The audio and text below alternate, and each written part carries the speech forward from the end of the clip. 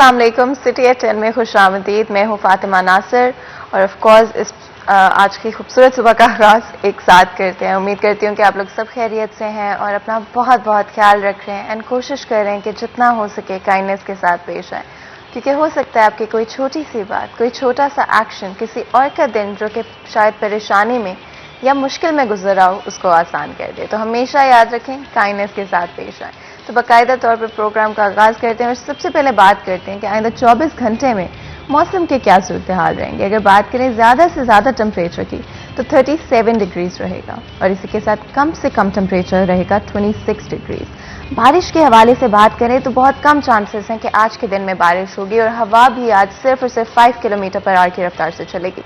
तो ओवरऑल अगर देखा जाए तो मौसम सर्दियों की तरफ जाना शुरू हो गया है, लेकिन अभी तक सर्दियां आई नहीं हैं। टेम्परेचर जो है 30s में आ गया है मैक्सिमम टेम्परेचर, जिसका मतलब है कि थोड़ा जो है शाम को मौसम अच्छा देखने को मिल जाता है, जिसमें आप वॉक कर सकते हैं, चाहें तो चाय पी सकते हैं, अपने दोस्तों के साथ, अपनी फैमिली के साथ बैठकर कुछ अच्छा वक्त गुजार सकते हैं।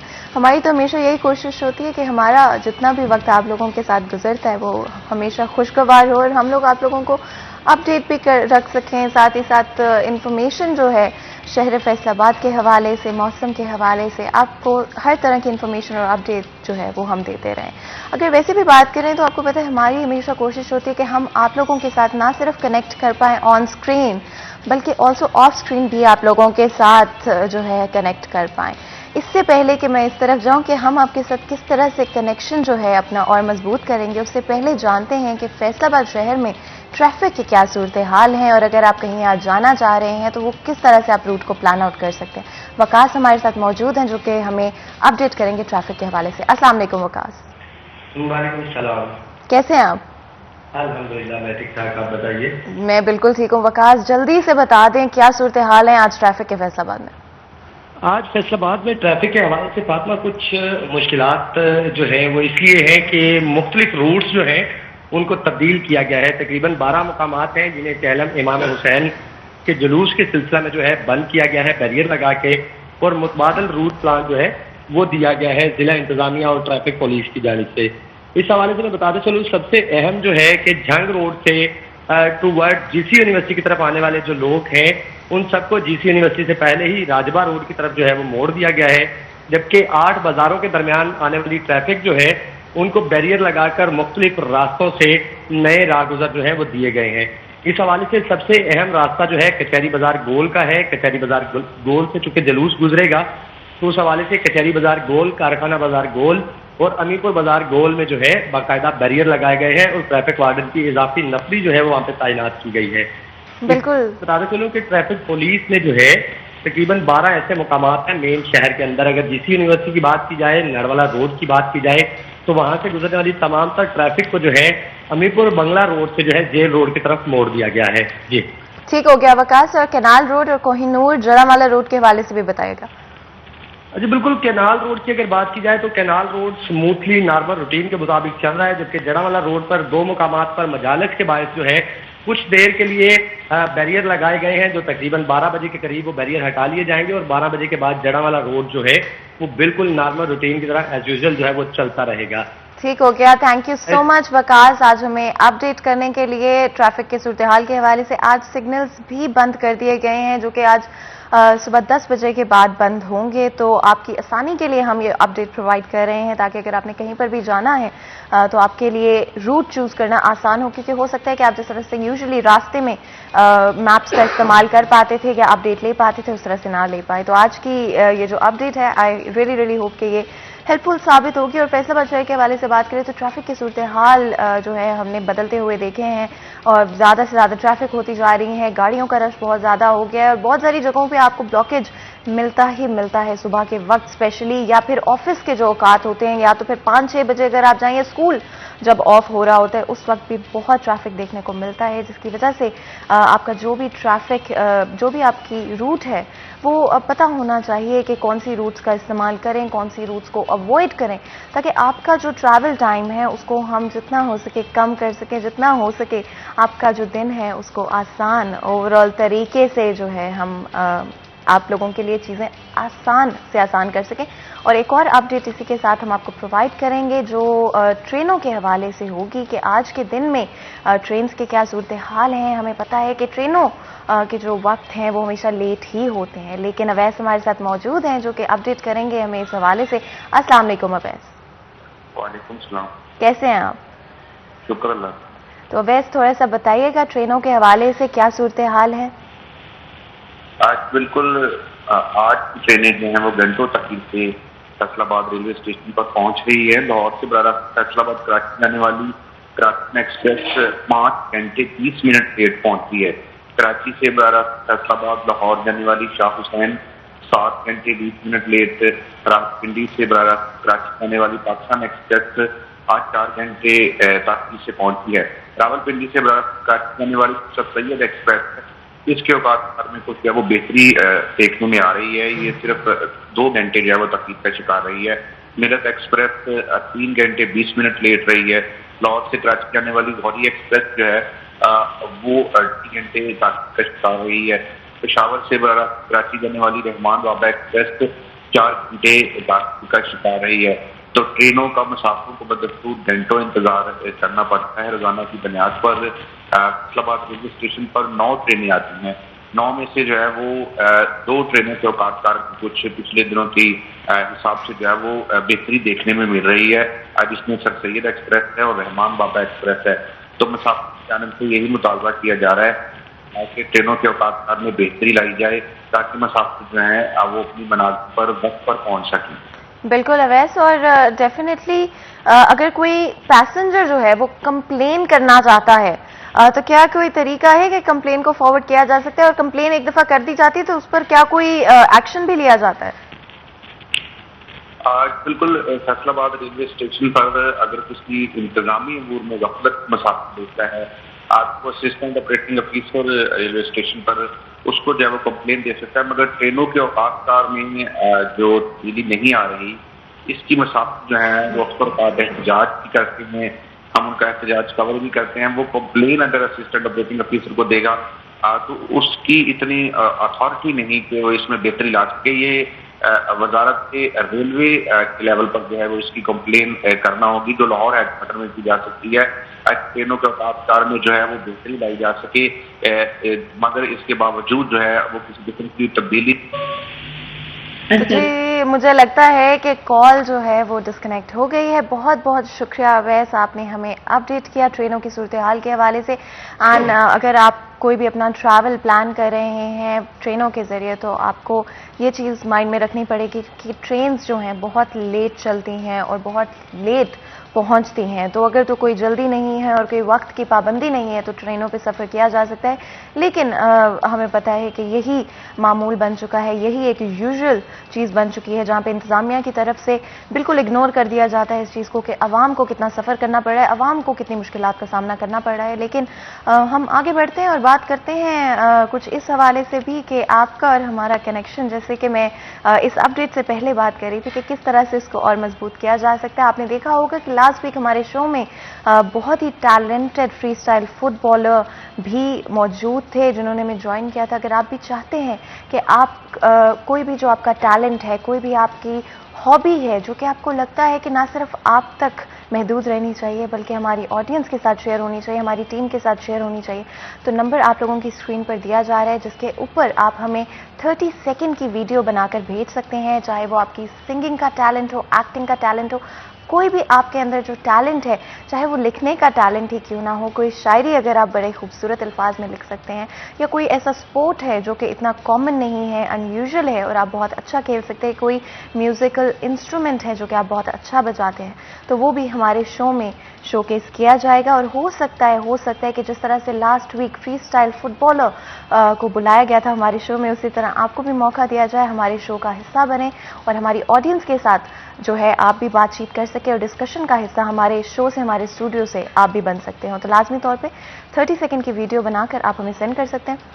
इसके अलावा भी एक और चीज़ है जो कि हमारी टीम की तरफ से इंट्रोड्यूस करवाई जा रही है, जहां पर हम लोग सिर्फ स्टूडियो से नहीं बल्कि हम लोग आप लोगों के साथ आकर आप लोगों के इवेंट्स, आप लोगों की सेलिब्रेशंस का हिस्सा बनना चाहेंगे, जहां पर कोई भी आप लोगों की ज़िंदगी के जो इम्पोर्टेंट इवेंट्स हैं जो कि आप यूजुअली फैमिली के साथ सेलिब्रेट कर रहे होते हैं, उसमें हम शामिल होंगे, अपने टीम के साथ हम लोग आएंगे और उसके बाद वो वीडियो जो वहाँ पर बनाई जाएगी वो हमारे शो के अंदर शामिल भी की जाएगी। तो अगर आप चाहते हैं कि आपका जो भी अगला इवेंट है, फैमिली गैदरिंग है या कोई भी सेलिब्रेशन है, हम उसका हिस्सा बने, हमारी टीम उसका हिस्सा बने, तो आप लोगों की स्क्रीन पर जो नंबर आ रहा है उसके ऊपर आप हमें डिटेल सेंड कर सकते हैं अपने इवेंट के हवाले से, अपने सेलिब्रेशंस के हवाले से, और हम लाजमी तौर पर उसका हिस्सा बनेंगे। और ना सिर्फ हम हिस्सा बनेंगे बल्कि हमारी जो ऑडियंस है, सिटी एट 10 की जितनी भी ऑडियंस है वो भी उसका हिस्सा बनेगी। तो लाजमी तौर पे आप लोग वो नंबर जो स्क्रीन पर आ रहा है उस पर डिटेल सेंड कर सकते हैं। तो जी इसी के साथ आपको पता है एक और चीज़ जो हमारे शो में की जाती है लाजमी तौर पे, कि कोई भी इंपॉर्टेंट इश्यूज जो कि फैसलाबाद को इफेक्ट करते हैं, आपको, आपकी फैमिलीज को इफेक्ट करते हैं, उनको भी हम डिस्कशन के तौर पर लेकर आते हैं, बातचीत करते हैं उसी हवाले से, एंड कोशिश होती है कि उन इश्यूज को टैकल किया जा सके, ना सिर्फ एक तरह से अवेयरनेस क्रिएट की जा सके बल्कि उनको सॉल्व भी किया जा सके। और ये चीज़ सिर्फ और सिर्फ एक्सपर्ट्स के थ्रू की जा सकती है, ना सिर्फ डिस्कशन के थ्रू आप एक अवेयरनेस जनरेट करते हो, बहुत सारी चीज़ें जो हैं उभर कर सामने आती हैं, हाईलाइट होती हैं, और यही हमारा पॉइंट ऑफ व्यू होता है जब भी हम कोई टॉपिक सेलेक्ट करते हैं। और आज भी कुछ इस तरह से किया जाएगा जहां पर एजुकेशन के हवाले से हमारा टॉपिक होगा। हम बात करेंगे डिफरेंट तरह के इंस्टीट्यूट्स के हवाले से, किस तरह से स्टूडेंट्स कोप कर रहे हैं कोरोना की सिचुएशन में, ऑनलाइन टीचिंग के हवाले से भी बातचीत होगी, और आज का जॉब्स का क्या सिनेरियो है उस हवाले से भी हम बातचीत करेंगे। बहुत ही खास मेहमान हमारे साथ स्टूडियोज में मौजूद हैं, तो मैं जल्दी से इंट्रोडक्शन करवा देती हूँ आपका हमारे खास मेहमानों का। डॉक्टर इफ्तिखार हमारे साथ मौजूद हैं जो कि प्रिंसिपल हैं government college of technology Samanabad Faisalabad से। वेलकम करते हैं आपको शो के अंदर। इसी के साथ साथ मोहम्मद काशिफ शहबाज भी हमारे साथ मौजूद हैं जो कि government college of for technology Samanabad Faisalabad से लेक्चरर हैं इंग्लिश के। आपको भी वेलकम करते हैं शो के अंदर। कैसे हैं आप दोनों? अल्हम्दुलिल्लाह। बहुत बहुत शुक्रिया, आपने वक्त निकाला हमारी ऑडियंस के लिए, हमारे इस शो के लिए। देखिए जी, स्टूडेंट्स और एजुकेशन आई थिंक किसी भी सोसाइटी का, किसी भी माशरे का बड़ा इंपॉर्टेंट हिस्सा होते हैं, और ऑनेस्टली बात की जाए तो फ्यूचर जो है हमारा, आने वाला कल जो है पाकिस्तान का, स्टूडेंट्स के कंधों पर डिपेंड करता है। Sure. तो इतना इम्पॉर्टेंट वो रोल प्ले करते हैं, लेकिन बहुत सारी जगहों पे शायद हमारी तरफ से, हमारे इदारों की तरफ से वो फॉल शॉर्ट कर जाते हैं, उनको उस तरह से शायद मदद नहीं की जाती है। तो आज के एजुकेशन के सिनेरियो के हवाले से अगर बात करें तो क्या नज़र आता है, और आज के नौजवानों की बात करें, स्टूडेंट्स की बात करें तो क्या नज़र आता है? बहुत शुक्रिया आपका कि आपने खूबसूरत इशू के ऊपर बात शुरू की। इस वक्त जो हमारे मुल्क की ज़रूरत है, हमारी नौजवान, हमारी यूथ को, वो है कि हम इनको रहनुमाई, आगाही फराहम करें कि उनको किस तरफ जाना चाहिए। अभी रिसेंटली मैट्रिक का रिज़ल्ट आने वाला है, बच्चे मैट्रिक का इम्तहान दे के फारग हुए। जो ही मैट्रिक का रिज़ल्ट आएगा, बच्चों ने अपने फ्यूचर के लिए प्रोग्राम, अपने फ्यूचर कैरियर के लिए फ़ैसले करने हैं। तो ये बड़ा इम्पॉर्टेंट वक्त है इस वक्त, बड़ा खूबसूरत टाइम पे आपने इस इशू के ऊपर बात शुरू की। तो ये हमारी ख्वाहिश ये है कि अपनी यूथ को, अपनी नौजवान नस्ल को आगाही दी जाए कि इस वक्त हमारे मुल्क को ख़ास तौर पर फ़नी तालीम, जिसे हम टेक्निकल एजुकेशन, वोकेशनल ट्रेनिंग कहते हैं, उसकी अहमियत, उसकी अफादियत से आगाह किया जाए, क्योंकि वो अपना कैरियर के इस वक्त फ़ैसला करने की सिचुएशन में मौजूद है। तो मैं समझता हूँ कि जो बच्चा मैट्रिक करके फारग होता है साइंस के साथ, उसको फ़नी तालीम, जिसे हम टेक्निकल एजुकेशन कहते हैं, उसकी तरफ आना चाहिए। यही उसका फ्यूचर है, यही हमारे मुल्क का फ्यूचर है। हमारे मुल्क की कामयाबी, हमारे मुल्क की तरक्की का राज जो है वो हमारी यूथ को टेक्निकल एजुकेशन के से आरास्ता करना है। टेक्निकल एजुकेशन एक ऐसा टूल है कि जिससे हमारी नौजवान नस्ल के हाथों को सोने के हाथ बनाया जा सकता है। ये जब स्किल्ड होंगे, जब इनके अंदर स्किल आ जाएगी, ये हाथ के अंदर हुनर आएगा, तो ये सोने के हाथ बन जाएंगे। इस तरह से वो अपने फैमिली के लिए, अपनी शख्सियत को निखार सकेंगे, अपनी फैमिली का सहारा बन सकेंगे, अपनी फैमिली को सपोर्ट कर सकेंगे अर्निंग की शक्ल में। तो जो फौरी तौर पे जो अर्निंग बच्चे को, नौजवान को चाहिए होती है, वो सिर्फ और सिर्फ एक ही टूल है, उसका एक ही रास्ता है, वो है टेक्निकल एजुकेशन। हमारे यहाँ फैसलाबाद में government college of technology Samanabad, जिसकी बात हम करेंगे, कि उसके अंदर मुख्तलिफ़ किस्म के डिप्लोमा एसोसिएट इंजीनियर्स जो मैट्रिक साइंस के बाद करवाए जाते हैं, उसके अंदर इलेक्ट्रिकल टेक्नोलॉजी है, मैकेनिकल टेक्नोलॉजी है, सिविल टेक्नोलॉजी है, food technology, textile technology, instrument technology और ऑटो फार्म मशीनरी टेक्नोलॉजी। ये वो हैं जो मैट्रिक के बाद 3 साल का कोर्स होता है इनका। 3 साल करने के बाद इनकी जो इक्विवेलेंस है वो FSC भी समझी जाती है, और फौरी तौर पे जो इनके अगर कोई बच्चा पढ़ना चाहता है आगे फर्दर एजुकेशन के लिए, वो वर्टिकल यूनिवर्सिटी, इंजीनियरिंग यूनिवर्सिटी में, टेक्नोलॉजी यूनिवर्सिटी में जा सकता है। अदरवाइज वो जॉब के लिए वो तैयार है, वो उसके हाथ में, उसके पास इतना हुनर मौजूद होता है कि वो इंडस्ट्री में, गवर्नमेंट सेक्टर में, प्राइवेट ऑर्गेनाइजेशन में वो जॉब कर सकता है, जॉब के लिए तैयार है, वो उसकी स्किल इतनी मौजूद है उसके पास कि वो जॉब कर सकता है। अगर वो जॉब नहीं करना चाहता तो वो अपना बिजनेस स्टार्ट कर सकता है। इस काबल उसके पास स्किल, उसकी हुनर इस तरह उसके पास होता है कि वो अपना आसानी के साथ अपना बिजनेस स्टार्ट कर सके। बाज़ का क्योंकि हमारे पास बच्चे ऐसे आते हैं जिनकी फाइनेंशियल पोजीशन ऐसी नहीं होती कि वो बिजनेस के लिए कुछ, हमारा डिपार्टमेंट टेबटा, technical education vocational training authority जो है गवर्नमेंट ऑफ पंजाब का एक ऑटोनमस बॉडी है, बड़ा जिम्मेदार इदारा है। उन्होंने अपने यूथ के लिए वो जो सर्टिफिकेट डिप्लोमा लेके फारग होते हैं उनके लिए फिर एक लोनिंग का मसला, लोनिंग का भी एक फैसिलिटी हमने स्टार्ट की है। कुव्वत के साथ मिलकर हम उनको बच्चों को free of interest free loan देते हैं, 50,000 से लेकर 1 लाख तक के, जिसकी कोई इंटरेस्ट नहीं है, कोई उसका अंदर मार्कअप नहीं है, कोई सर्विस चार्ज नहीं है किसी भी किस्म के। तो उसको हौसला अफजाई करने के लिए कि वो अपना छोटा मोटा बिजनेस स्टार्ट करे। तो हमारी ज़्यादातर जो कोशिश ये होती है कि हमारा बच्चा वो जॉब ढूंढने के साथ साथ की बजाय वो अपना बिजनेस स्टार्ट करे। तो इस वक्त इसको प्रमोट करने के लिए हमारे जो इस इदारे के हेड हैं, चेयरमैन हैं अली सलमान सिद्दीक, उन्होंने जब से चार्ज लिया बहुत इनोवेशन किस्म की वो सहूलियात लेके आए अपने तलबा के लिए, असातिज़ा के लिए, अपनी इनके एम्प्लॉइज़ के लिए बड़ा उनकी नित नई कोशिशें हैं। तो इस कोविड की सिचुएशन को देखते हुए आपके सामने है कि कोविड में बच्चों के साथ क्या हुआ, सबसे ज़्यादा जो अफेक्ट हुआ वो हमारा स्टूडेंट तबका हुआ। उनके लिए फिर देखने के लिए कि उनको हमने फौरी तौर पे जो ही बच्चे मैट्रिक का इम्तहान दे के फारग हुए तो उन्हें पहले आओ पहले पाओ की पॉलिसी दे के दाखिले के लिए कहा कि आप आएँ। उन बच्चों को हौसला अफजाई के लिए, ये पॉलिसी सिर्फ उनकी हौसला अफजाई के लिए थी ताकि वो कोविड की वजह से पहले ही अपसेट रहें, तो कहीं ऐसा ना हो कि हमारे बच्चे और किस तरह की परेशानी के अंदर वो का शिकार हो जाएं, वो शासे कंतरी में मुब्तला हो जाएं।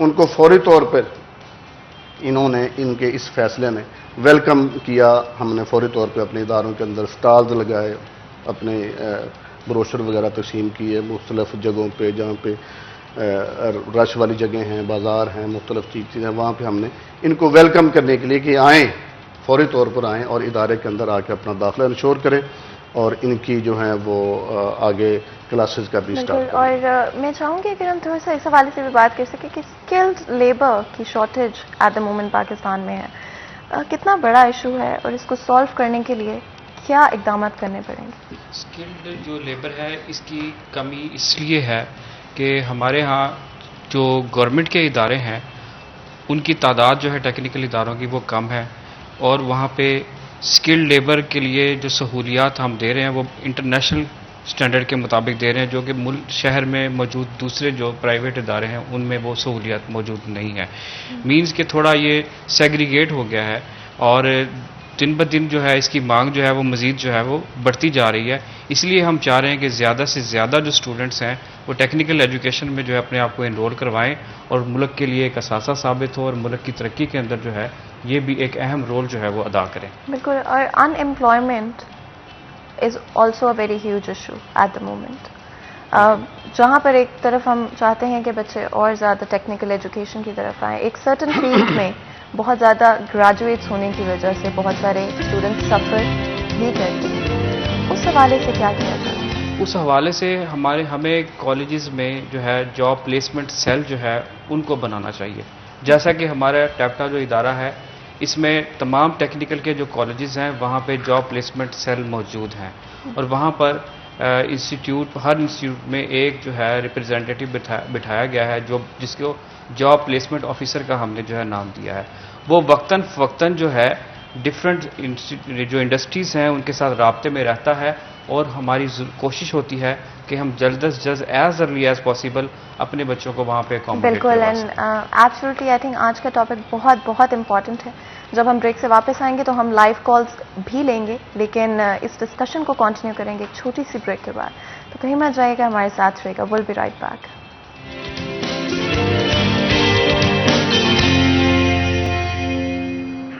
वेलकम बैक सिटी एच में एक दफ़ा फिर आपको खुश आमदीद कहते हैं। जैसे कि मैंने ब्रेक में जाने से पहले कहा था कि अब हम लाइव कॉल्स भी लेंगे, और नंबर आपकी स्क्रीन पर आ रहा है, और आप जो है हमें कॉल कर अपने सवालात जो हैं वो बता सकते हैं, और इस डिस्कशन का आप लोग भी हिस्सा बन सकते हैं। तो जी कंटिन्यू करते हैं इसी डिस्कशन को, और मैं चाहूँगी कि आप अनएम्प्लॉयमेंट के हवाले से कुछ कहना चाह रहे थे, क्योंकि अनएम्प्लॉयमेंट एक बहुत बड़ा इशू है, और इवन अगर हम टेक्निकल एजुकेशन के हवाले से बात करते हैं तो बहुत सारे इंजीनियरिंग ग्रेजुएट्स, बहुत सारे मेडिकल ग्रेजुएट्स इनफैक्ट अनएम्प्लॉयड हैं एट द मोमेंट। इस हवाले से क्या कहेंगे आप? इसमें जैसे मैंने पहले अर्ज किया कि ज़रूरत इस बात की है कि हमें पहले अपने यूथ को पाथवे बताना है, कैरियर के लिए रास्ता कौन सा इख्तियार करना है। यानी कि उनके पास रास्ता नहीं है, रास्ता नहीं पता, अवेयरनेस नहीं। अवेयरनेस है। हमारे जो ही बच्चा मैट्रिक करता है, आप देखते हैं कि जनाब लाइनें लग जाती हैं कि जी वो कोई FA कर रहा है, कोई FSC कर रहा है। हालांकि उनको देखना चाहिए कि मेरा कैलिबर क्या है, मेरी कैपेसिटी कितनी है, मेरी जो इंटेलेक्चुअल लेवल है मेरा वो क्या है। जो बच्चा 90 प्लस में जाना चाहता है वो उसको तो सूट करता है कि वो FSC प्री इंजीनियरिंग करे, प्री मेडिकल करे, MBBS के लिए, इंजीनियरिंग के लिए वो करे। और बाकी जो बच्चे हैं लेकिन वो एक भेड़ चाल की तरह एक ही सिमत में चल रहे हैं, फिर वही चीज़ आगे जाके अनएम्प्लॉयमेंट का सबब बनती है। मैंने जैसे बताया कि हमारा वह डिपार्टमेंट है कि जो एम्प्लॉयमेंट को फोकस किया हुआ है, कि बच्चे को सिर्फ कोर्स करवा देना, डिप्लोमा करवा देना, डिग्री दे देना ही हमारा काम नहीं है, बल्कि जब तक उस बच्चे को उसकी क्वालिफिकेशन के मुताबिक जॉब नहीं मिल जाती, हम बच्चे के साथ रहते हैं। हमारी अटैचमेंट बच्चे के साथ होती है। हमारी ऐसी टेस्टर स्टडीज़ हैं जो बच्चे के साथ हमें टच रखती हैं।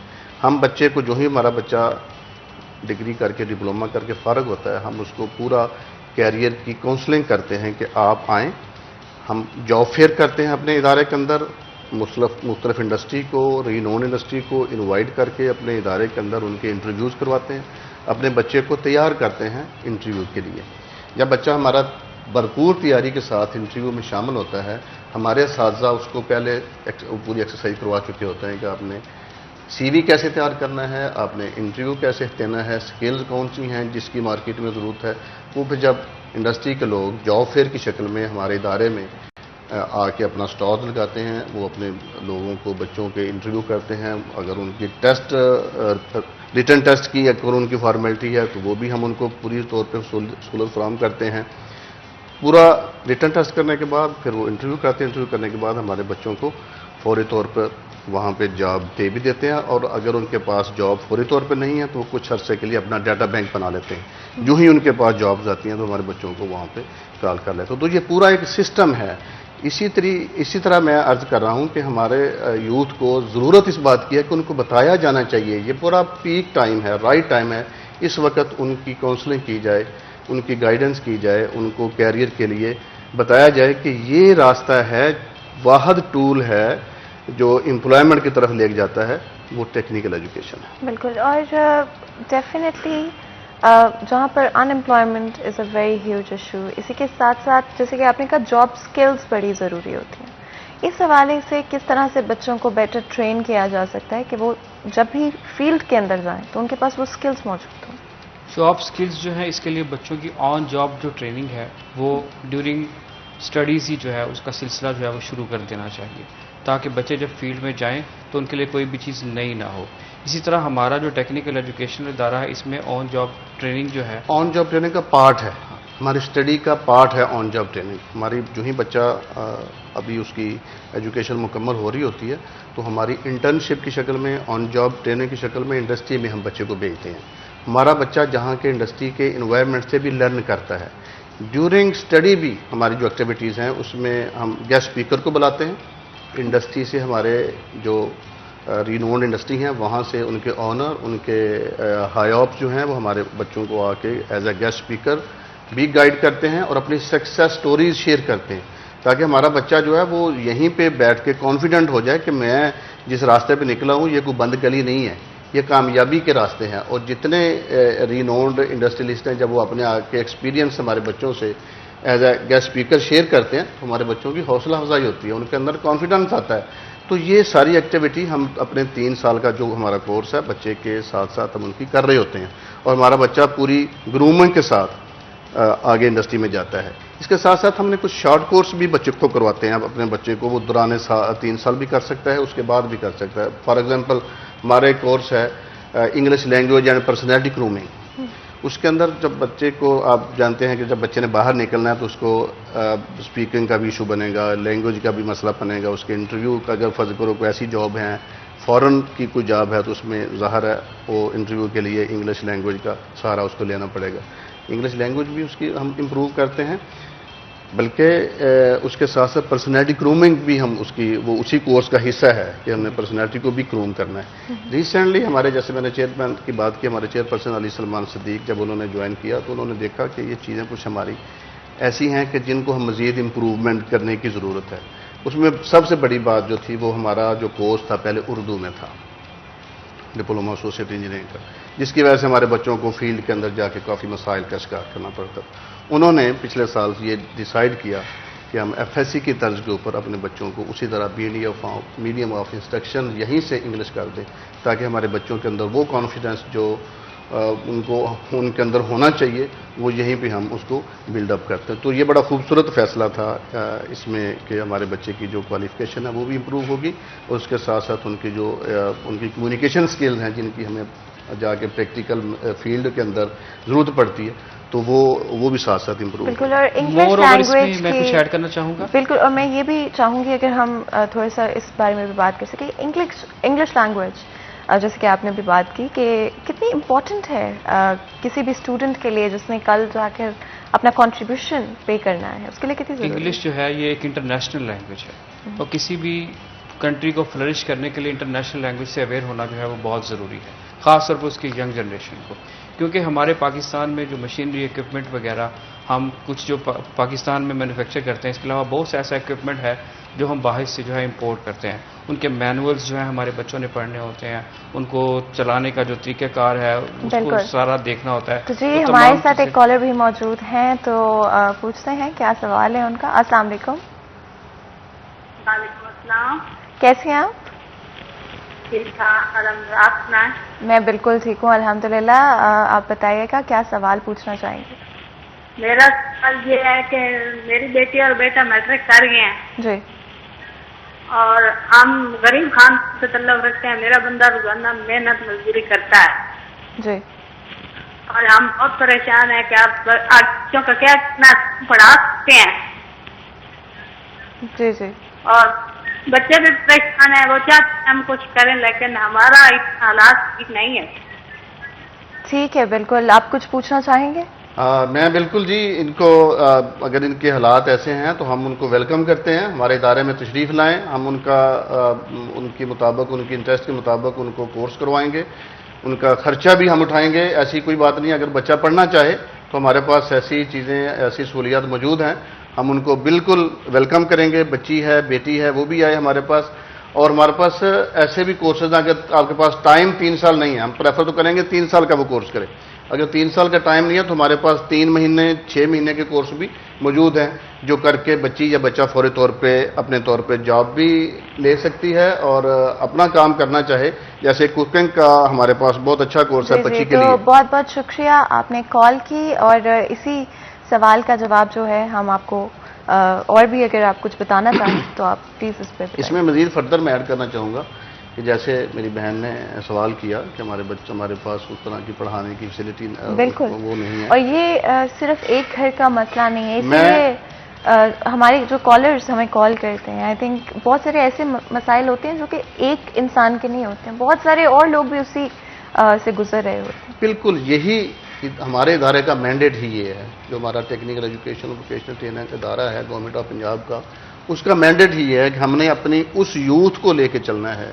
जिस तरह की मेरी बहन ने बात की, हमारे शॉर्ट कोर्स की कोई फीस नहीं, किसी किस्म की कोई हम शॉर्ट कोर्स के लिए पैसा नहीं लेते, बल्कि ट्रेनिंग मटेरियल के अंदर जो चीज़ें इस्तेमाल होती हैं वो भी इदारा खुद से प्रोवाइड करता है। ये 3 महीने की 6 महीने की मैं आपको बेशुमार मैं ऐसी सक्सेस स्टोरी आपसे शेयर कर सकता हूँ कि बच्ची हमारे पास आती है 3 महीने का 6 महीने का कोई कोर्स किया, जैसे 6 महीने के हमारे पास कुकिंग का कोर्स है, बच्ची ने कोर्स वहाँ से कुकिंग का कोर्स किया, अपने ही घर के ड्राइंग रूम में चूल्हा रख के चीज़ें रख के अपने मोहल्ले में उन्होंने छोटी चीज़ों को देना शुरू कर दिया। कोई मेहमान आ गए, उनसे कह दीजिए हमसे कढ़ाई हमसे बनवा लें, हमारे से वो कबाब हम तैयार कर देंगे। और यही चीज़ें at the end of the day matter करती हैं कि आपके पास जो स्किल्स मौजूद हैं आप उनको किस तरह से इस्तेमाल करते हैं। जो हमारी कॉलर जिन्होंने कॉल की थी, आई होप उनका जो सवाल था उसको हम आंसर कर पाएँ, और लाजमी तौर पे कहा भी गया है कि अगर आप चाहते हैं तो आप कॉलेज को विजिट कर सकते हैं और जिस तरह से भी बातचीत है उसको आगे बढ़ाया जा सकता है। और बहुत ही माशाल्लाह अच्छी आपने खूबसूरत इसी तरह फैशन डिजाइनिंग की हमारे पास कोर्स है, 6 महीने का कोर्स है, और वो बच्ची आती है हमारे पास बिल्कुल रॉ हैंड होती है। 6 महीने लगाने के बाद वो इस काबिल हो जाती है कि वो कपड़ों को अच्छे तरीके से मेल फीमेल कपड़ों को सी सकती है, और एक छोटा सा बुटीक अपना अगर कायम करना चाहती है। मैंने जैसे पहले भी अर्ज किया कि हम लोन भी देते हैं, अखूवत के साथ मिलकर हमारा डिपार्टमेंट बच्चे को अपने जिसके पास हमारा डिप्लोमा सर्टिफिकेट हो वो हमारे इस सहूलत से भी फ़ायदा उठा सकता है। छोटा सा घर में बुटीक बना ले, मशीन लेके घर में कपड़े सीने शुरू कर देती। तो बेशुमार बच्चियाँ ऐसी हैं जिन्होंने अपने घर के खर्चे उठा लिए हैं, उनको कहती है। और बेशुमार ऐसे बच्चे भी हैं कि जो ही जैसे हम अभी इंटर्नशिप की बात कर रहे थे कि हमारे इस कोर्स के अंदर छोटा सा इंटर्नशिप का प्रोग्राम और इसी पे मैं अगर ऐड कर सकूं कि कितना इम्पोर्टेंट है प्रैक्टिकल स्किल्स भी स्टूडेंट को प्रोवाइड करना। बुक्स तो आप पढ़ा सकते हैं और आप एक थ्योरेटिकल नॉलेज उनको दे सकते हैं, कितना ज़रूरी है उनके पास वो प्रैक्टिकल स्किल्स भी मौजूद। बड़ा खूबसूरत आपने ये इस तरफ तवज्जो दिलाई। मैं ये बात अभी करने ही वाला था कि हमारा जो छोटे कोर्स हैं इसमें 80% प्रैक्टिकल है, 20% थ्योरी है। हमारा फोकस, इससे आपको अंदाज़ा लगेगा, इससे आपको अंदाज़ा हो जाएगा कि हम कितना प्रैक्टिकल फोकस है। हमारा जब बच्चा 80% प्रैक्टिकल करके जाएगा तो फिर कुछ अरसे के लिए हम इंडस्ट्री में भी भेजते हैं उसको इंटर्नशिप के लिए। तो मैं एक ऐसी सक्सेस स्टोरी भी शेयर करने लगा था कि इंडस्ट्री में हमारे बच्चियाँ इंटर्नशिप करने जाते हैं तो वहीं से वो देख लेते हैं कि टैलेंट अब किस में है। हमारी ऐसी बच्चों की जिसके 50,000 उसी वक्त जॉब की ऑफर होगी। 6 महीना कोर्स करने के बाद इंडस्ट्री ने जहाँ पे हमारी बच्ची इंटर्नशिप करने गई तो 50,000 की ऑफर होगी। उन्होंने देख लिया कि इसके हाथों में कितनी अच्छी स्किल है।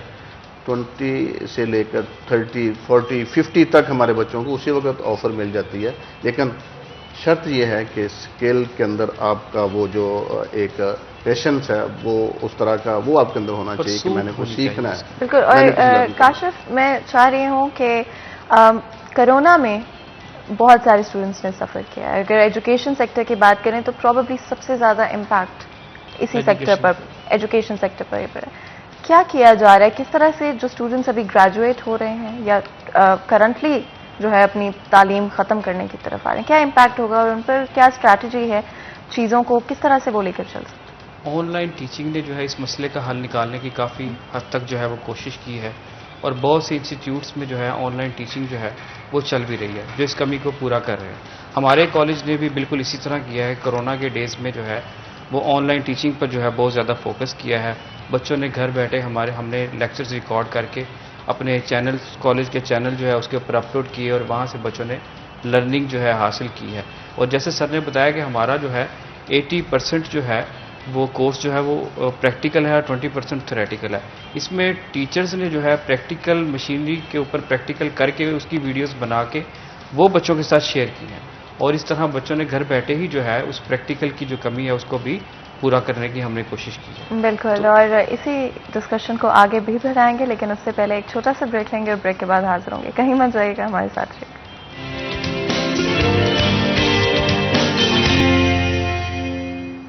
वेलकम बैक सिटी एट 10 में एक दफ़ा फिर आपको खुशामदीद कहते हैं। तो हमारे साथ दो बहुत ही इम्पॉर्टेंट गेस्ट मौजूद हैं। काशिफ, मैं चाहूँगी आप कुछ मुझे बता रहे थे सेंटर ऑफ एक्सीलेंस के हवाले से, और क्या बात है जो कि स्पेसिफिकली ख़ास बनाती है? जी, हमारा जो कॉलेज है जैका की तरफ से सेंटर ऑफ एक्सीलेंस करार दिया गया है। इसके तहत जापान से बहुत हैवी और बहुत ही कॉस्टली जो मशीनरी है वो वहाँ पे दी गई है, जिसमें CNC मशीनरी की बहुत सी इकसाम लेटेस्ट मशीनरी जो है वो शामिल है वहाँ पे, और उनके ऊपर हम बच्चों को ट्रेनिंग करवाते हैं जो मार्केट में दूसरे जो प्राइवेट कॉलेज हैं वो सोच भी नहीं सकते कि इस तरह की मशीनरी जो है वो मंगवाएं। तो इसी हिसाब से जैका के ताउन से वो सेंटर ऑफ एक्सीलेंस बनाया गया है, और इस प्रोजेक्ट के तहत हमारे कॉलेज के जो मैकेनिकल टेक्नोलॉजी के टीचर्स हैं, इनमें ये डॉक्टर सैयद इफ्तिखार हुसैन शाह साहब भी शामिल हैं। इनको बाकायदा जो है जापान ले जाया गया और वहाँ पे तकरीबन 15 दिन की जो ट्रेनिंग है उन मशीन्स को चलाने की, और किस तरीके से इनको ऑपरेट करना है, किस तरीके से इनका जो बेनिफिट जो है बेस्ट बेनिफिट जो है इनसे कैसे जो है वो हासिल करना है, इसके मतलब थ्योरेटिकल नॉलेज और प्रैक्टिकल नॉलेज जो है उसके मुतल्लिक तमाम टीचर्स को जो है वो ट्रेनिंग दी गई है वहाँ पर, और फिर उन मशीन्स को जो है यहाँ पे लाया गया है। और अब उन्हीं मैं ऐड करना चाहूँगा एक चीज़ कि हमारा ये जो आज से 5 साल पहले government of Japan JICA international cooperation agency ने पहला प्रोजेक्ट लाहौर में किया, government college of technology Lahore में, और ये दूसरा प्रोजेक्ट था पाकिस्तान में जो फैसलाबाद को उन्होंने सेलेक्ट किया कि अपने उस कोऑपरेशन के लिए। ये 4 साल प्रोजेक्ट था। जापानीज़ एक्सपर्ट वहाँ से आए पाकिस्तान में, हमारे इस इदारे के अंदर उन्होंने स्टे भी किया। सबसे पहला काम उन्होंने ये किया कि हमारे करिकुलम को रिवाइज़ किया, मार्केट के अंदर पूरी रिसर्च की, मार्केट में जाके उन्होंने खुद से इंडस्ट्री के अंदर जाके एक्चुअल नीड देखी कि हमारे मुल्क के अंदर हमारे मुल्क की इंडस्ट्री की नीड क्या है, किस लेवल के जो स्किल्ड लोग हैं वो चाहिए। खुद से उन्होंने पहले पूरी रिसर्च कंडक्ट करने के बाद उन्होंने रिपोर्ट जनरेट की। रिपोर्ट जनरेशन के बाद उन्होंने हमारे करिकुलम को मार्केट की नीड के मुताबिक, इंडस्ट्री की ज़रूरत के मुताबिक हमारे निसाब को रिवाइज़ किया। अब जो निसाब उन्होंने रिवाइज़ किया, हमारी मशीनरी भी ज़ाहिर उससे रिप्लेस होनी थी, हमारे इदारों में उतनी उस तरह की मशीनरी नहीं थी तो जो उस निसाब को मीट करती, क्योंकि करिकुलर कंप्लायंस लैब ज़रूरी होता है बच्चों के प्रैक्टिकल के लिए, जैसे आपने पहले बात की। तो वो करिकुलम के मुताबिक जदीद मशीनरी फिर उन्होंने परचेज़ की खुद से, जापान से उन्होंने मशीनरी लेके आए, और ऐसी ऐसी मशीनरी हमारे पास CNC, जैसे अभी इन्होंने नाम लिया CNC मशीनें हमारे पास मौजूद हैं जो करोड़ों रुपए की मशीन, एक मशीन करोड़ों रुपए की है, जबकि प्राइवेट इदारा अफोर्ड ही नहीं कर सकता कि इतनी महंगी मशीनरी जो इस इदारे के अंदर जापानी। फिर सिर्फ उन्होंने मशीनरी को यहाँ पे खुद से आके इंस्टॉल भी खुद से किया उन्होंने, और उस मशीनरी के ऊपर हमारे कॉलेज के साथ को भी ट्रेन किया, बल्कि पूरे पंजाब के हमारे लेवल के जो इदारे हैं वहाँ से टीचर्स को बुलाया, वहाँ से टीचर्स की इसी सेक्टर के मैकेनिकल सेक्टर के टीचर को उन मशीनों के ऊपर ट्रेन किया, ताकि वो मशीनें जो जदीद इंडस्ट्री की ज़रूरत है उनके ऊपर पहले हमारे असातिज़ा उसके ऊपर ट्रेन होंगे, तो वो फिर असातिज़ा आगे अपने बच्चों को पढ़ा सकें। करियर काउंसलिंग कितनी ज़रूरी है किसी भी स्टूडेंट के लिए? कैरियर काउंसलिंग, मैंने बात का आगाज़ ही यहीं से किया था। कैरियर काउंसलिंग बहुत इंपॉर्टेंट है, उसकी इतनी ज़रूरत है कि हमें सबसे पहले जो हमारे बच्चे जो अनएम्प्लॉयमेंट की वजह ही है ये है कि हमारी कैरियर किस तरह कोई भी स्टूडेंट असेस कर सकता है अपनी एबिलिटीज़ को? उसकी यही है कि एप्टीट्यूड को ऐसे टेस्ट लिए जाएं, ऐसा सिस्टम बना दिया जाए इदारों के अंदर कि जो बच्चे को उसी सतह पे, जैसे अभी मैंने बात की कि मैट्रिक का इम्तहान हुआ है, इसी उसके मार्क्स को देखते हुए एक छोटा सा टेस्ट साइकोलॉजी का टेस्ट भी लिया जाता है जिसे हम एप्टीट्यूड टेस्ट कहते हैं। बल्कि वो सिर्फ टेस्ट, अगर हम जल्दी से बात करें तो उसको इंटरव्यू की शक्ल से भी लिया जा सकता है कि बच्चे का इंटरव्यू कर लिया जाए, बातों बातों में उसको हम असेस कर सकते हैं कि उसका एप्टीट्यूड क्या है। अगर उसने टेक्निकल एजुकेशन की तरफ जाना है या जनरल एजुकेशन की तरफ जाना है, जनरल एजुकेशन के कौन सा सेक्टर उसको सूट करता है, उसकी जो एप्टीट्यूड है, उसका माइंड है, वो उसकी दिलचस्पियाँ किस तरफ हैं। अगर टेक्निकल एजुकेशन की तरफ आना है तो टेक्निकल एजुकेशन के अंदर बेशुमार फील्ड हैं, वो उसमें कौन सा जो फील्ड है वो उसके लिए मौजू है। तो ये वही एक्टिविटी जो जिसकी आप बात कर रहे हैं कैरियर काउंसलिंग की, ये वाहद एक्टिविटी है जो हमें हमारे बच्चे को उसका पाथवे बता देगी कि ये रास्ता है, इस रास्ते पे चलें और ये आपके लिए, क्योंकि ये साइकी इंसानी साइकी है कि हर इंसान हर फर्द किसी एक काम के लिए बना है। बिल्कुल, और क्योंकि हम रिसर्च के हवाले से भी थोड़ी सी बात कर रहे थे ब्रेक में, और मुझे लगा कि शायद वो एक ऐसा टॉपिक है जो कि डिस्कस होना चाहिए। आपने भी पीएचडी की हुई है, तो मैं चाहूंगी कि आप थोड़ा सा अपने सब्जेक्ट के हवाले से बताएं, किस तरह से आपने अपना पीएचडी रिसर्च का जो टॉपिक था वो आपने कैसे चूज किया। बहुत सारे ऐसे लोग होंगे जो कि करंटली शायद पीएचडी में जाने का सोच रहे होंगे या रिसर्च की तरफ जाने का सोच रहे होंगे। मेरा जो पीएचडी के अंदर जो थीसिस था, जो टॉपिक था, वो भी टेक्निकल एजुकेशन था कि टेक्निकल एजुकेशन की क्या ज़रूरत है, क्या अहमियत है, क्या इंपॉर्टेंस है और क्या मुल्क की ज़रूरत क्या है और हम कर क्या रहे हैं इसी के ऊपर। तो हमें फौरी तौर पर मुख्तलिफ ऐसे टूल बनाने चाहिए, ऐसी रिसर्च छोटी छोटी कंडक्ट करनी चाहिए। जैसे मैंने बात की कि बच्चों के कैरियर के हवाले से बहुत बड़ा हॉट एक रिसर्च बन सकती है। फिर फर्दर आगे एजुकेशन की जब बात करें तो उनमें अगर वो जनरल एजुकेशन की बात कर रहा है तो जनरल एजुकेशन के अंदर बेशुमार फील्ड हैं, टेक्निकल एजुकेशन की बात कर रहा है तो टेक्निकल एजुकेशन के अंदर बेशुमार फील्ड है। तो छोटे छोटी इस तरह की रिसर्चेज कंडक्ट करवा के करके इदारों के अंदर, स्कूलों के अंदर, ये काम स्कूलों से शुरू होना चाहिए ताकि स्कूलों में वहीं पे उसका फैसला कर लिया जाए बच्चे का कि बच्चे ने किस तरफ आगे जाना है। और छोटी छोटी रिसर्च जैसे अगर हम इसके अगली बात करें, R&D की बात करें, तो हमने अपने इदारे के अंदर एक R&D सेल मुकर्रर किया हुआ है, रिसर्च एंड डेवलपमेंट सेल। जो बच्चे हमारे टेक्निकल एजुकेशन में आ जाते हैं फिर उनको आगे हम रिसर्च में डालते हैं, छोटे छोटे प्रोजेक्ट देते हैं, छोटे छोटे इनोवेशन वो करके, माइंड सेट करके, स्टडी करके, गूगल से इधर उधर से एक रिसर्च कंडक्ट करते हैं, एक नतीजे पे पहुंचते हैं। छोटे छोटे प्रोजेक्ट बना के वो कल को किसी अच्छी जगह मार्केट में, किसी अच्छी इंडस्ट्री को वो प्रोजेक्ट दिया जा सकता है। तो इसी तरह का एक प्रोजेक्ट, इसी तरह के छोटे छोटे प्रोजेक्ट हमारे इदारे में हमारे बच्चे अपनी अपनी टेक्नोलॉजी, मैकेनिकल टेक्नोलॉजी के बच्चे मैकेनिकल टेक्नोलॉजी के प्रोजेक्ट तैयार कर रहे होते हैं, जो हम बाद में किसी अच्छी एग्जीबिशन में उन बच्चों को प्रेजेंट भी करते हैं। लास्ट टाइम हमारे बच्चे ने लाहौर में इस तरह की एग्जीबिशन में हमारे बच्चे जो प्रोजेक्ट लेके गए तो उन्होंने प्रोजेक्ट उन्होंने विन भी किया। तो इस तरह के कौन से ऐसे टॉप प्रोजेक्ट्स होंगे जो आप कैटेगराइज करेंगे कि ये जो थे ये सही में? मैकेनिकल के बेशुमार फील्ड हैं, बेशुमार छोटे छोटे प्रोजेक्ट हैं। इलेक्ट्रिकल के छोटे छोटे प्रोजेक्ट हैं, जो जैसे मैं बात करूं कि हमारे बच्चों ने कुछ मिलकर एक प्रोजेक्ट बनाया कि जहां पे रोड्स के अंदर स्पीड ब्रेकर होते हैं, उन स्पीड ब्रेकर्स के नीचे पूरा सिस्टम लगा दिया जाए तो उस स्पीड ब्रेकर से जैसे गाड़ी गुजरेगी तो उसकी फ्रिक्शन से आगे नीचे वो पूरा मैकेनिकल सिस्टम होगा, इलेक्ट्रिकल और मैकेनिकल का मिलके वहाँ पे इलेक्ट्रिसिटी जनरेट होगी। तो इस तरह की बेशुमार चीज़ें हैं। तो वो सड़क की जो ऊपर उसकी स्ट्रीट लाइट्स हैं, रोड लाइट्स हैं, उनकी बिजली वहीं से पैदा हो जाए और वहीं पे उनका सिस्टम लग जाए।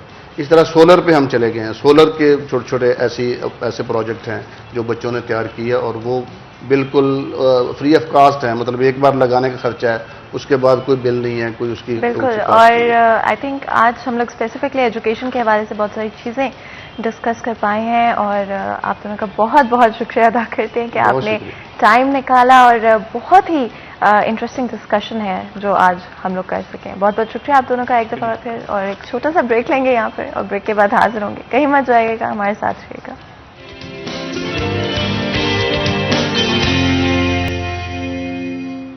वेलकम बैक सिटी एट 10 में एक दफ़ा फिर आपको खुशामदीद कहते हैं। तो जी आपको पता है कि हमारी कोशिश होती है कि बड़े इंपॉर्टेंट इश्यूज जो हैं हमने शो में हाईलाइट करने होते हैं, और अब भी हम एक ख़वातीन से रिलेटेड जो है इशू के ऊपर बात करेंगे।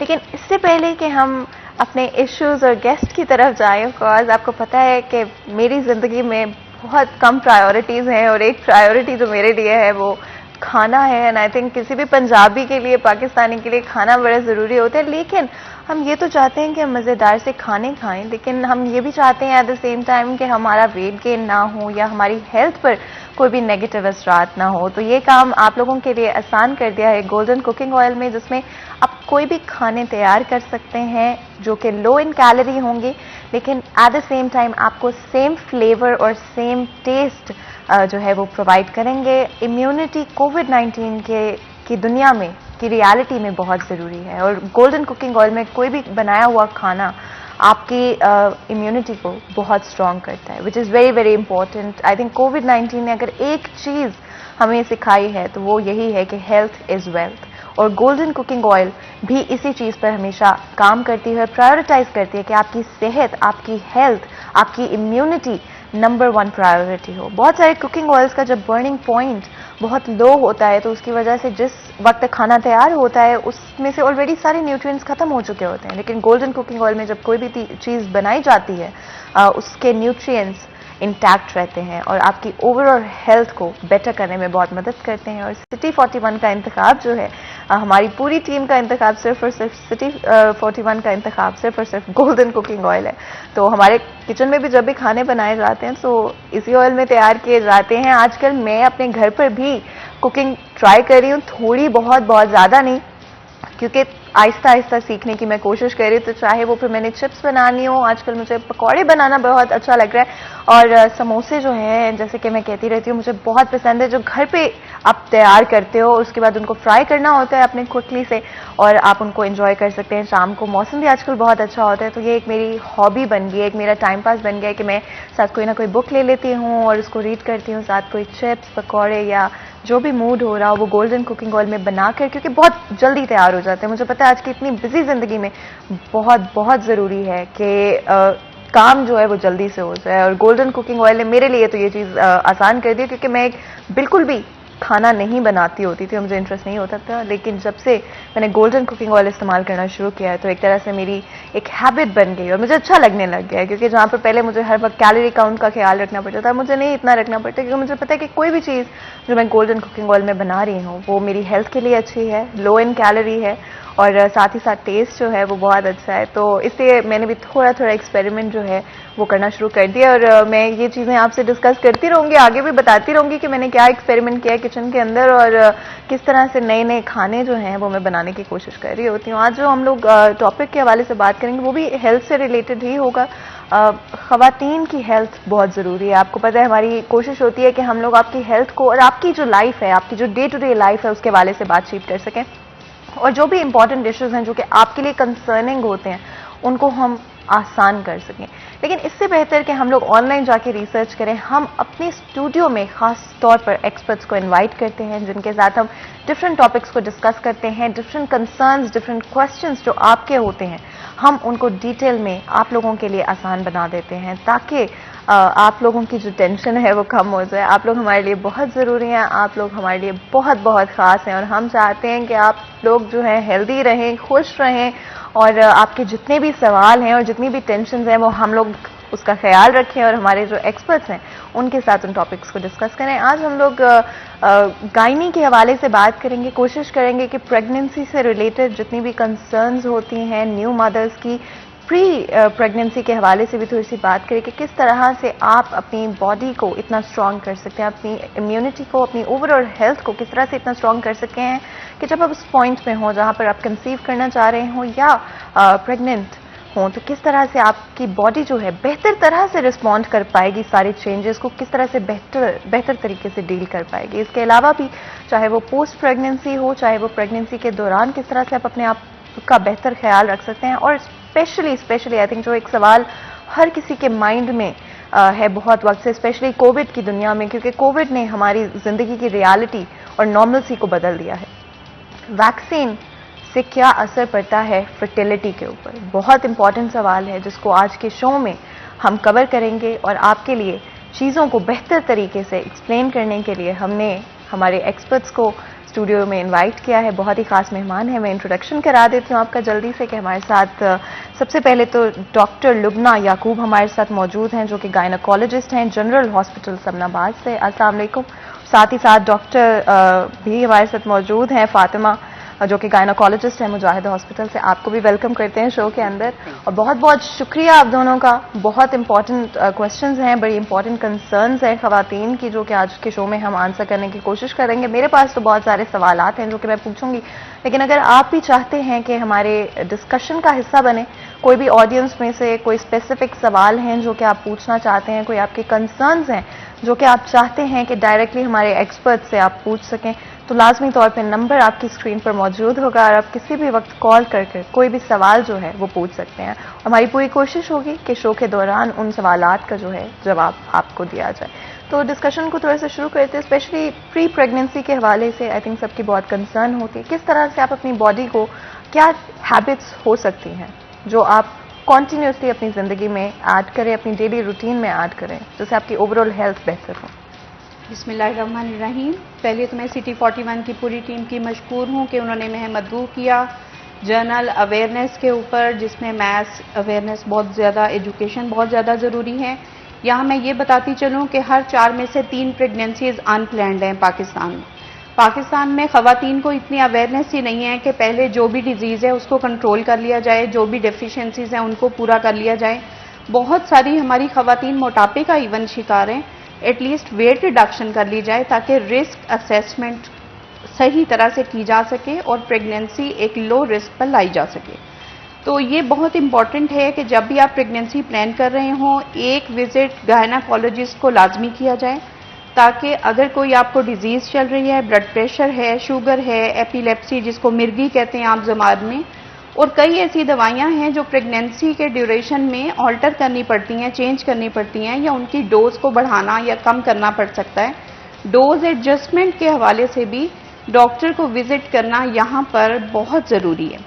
अनफॉर्चुनेटली हमारे सेटअप में गायनाकोलॉजिस्ट को उस वक्त विजिट किया जाता है जब पहले जो क्रूशल 3 माह प्रेगनेंसी के हैं वो गुजर चुके होती हैं, जिसमें तमाम ऑर्गेनोजेनेसिस बच्चे के नाजुक अज़ा की डेवलपमेंट होती है। उस ड्यूरेशन में विजिट ही नहीं किया जाता। अदरवाइज पूरे वर्ल्ड में, ऑल ओवर द वर्ल्ड अगर हम देखें तो फॉलिक एसिड सप्लीमेंटेशन 3 माह पहले हमल से शुरू करवा दी जाती है, और ये अनमैरिड एडोलेसेंस फेज में बच्चियों को, गर्ल्स को पूरी तरह से एजुकेट किया जाता है कि जब भी आप कंसीव करने के लिए प्लान कर रहे हों तो फॉलिक एसिड फौरी तौर पर शुरू कर दें, और वो भी active form of folic acid जिसका आम फॉलिक एसिड की निस्बत बहुत ज़्यादा इफेक्ट है टुवर्ड्स द फीटस। और ये कंजेनिटल एबनॉर्मेलिटीज़ जो ब्रेन की स्पेशली हैं उनको 70% तक कम कर सकती है। तो ये चीज़ बड़ी इंपॉर्टेंट है कि बैलेंस डाइट की तरफ मैथ्स को लाया जाए।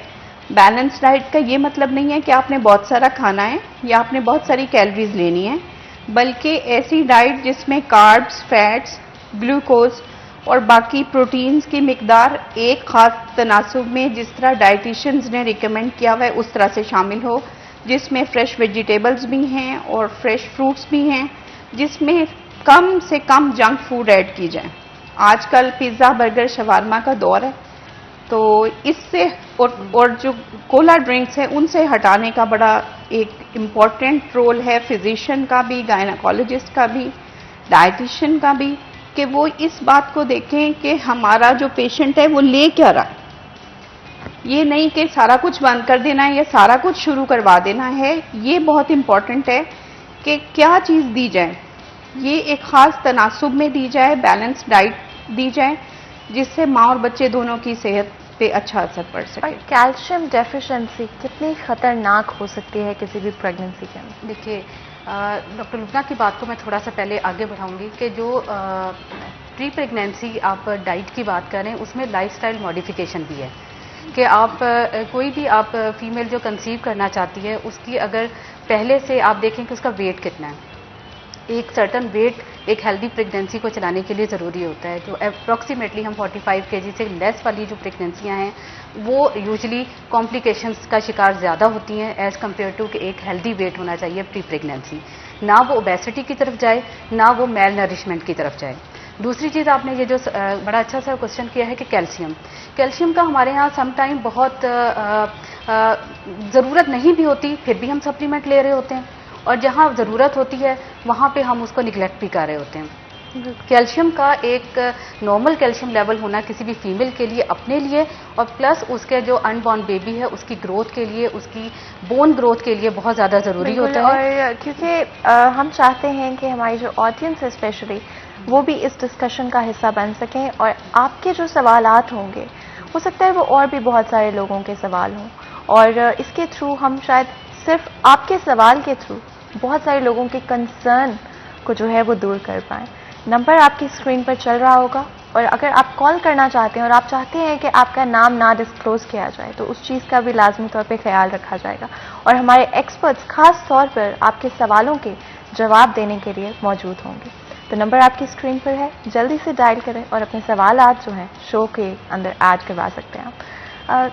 जहाँ से हम बात करते कैल्शियम के हवाले से, आप कंटिन्यू। जी, अच्छा, इसमें ना मार्केट में बहुत सारे सप्लीमेंट्स मिल रहे होते हैं जो फीमेल यूजुअली किसी बहन ने एडवाइस कर दिया, जी ये मैंने लिया था, ये आप भी ले लें, किसी कज़न ने एडवाइस कर दिया, या मैं पिछली प्रेगनेंसी में ले रही थी, इस दफ़ा दोबारा शुरू कर लेती हूँ। कभी भी कोई सप्लीमेंटेशन जो है वो आपने किसी मुस्तनिद डॉक्टर या हेल्थ केयर वर्कर से पूछे बगैर नहीं शुरू करनी होती। तो सप्लीमेंट्स जो है आप कोई ले भी सकते हैं या कोई भी नहीं लेने चाहिए? अपनी मर्जी से आपने खुद से किसी क्वालिफाइड डॉक्टर से पूछे बगैर नहीं लेने होते, क्योंकि उसके अपने साइड इफेक्ट्स होते हैं।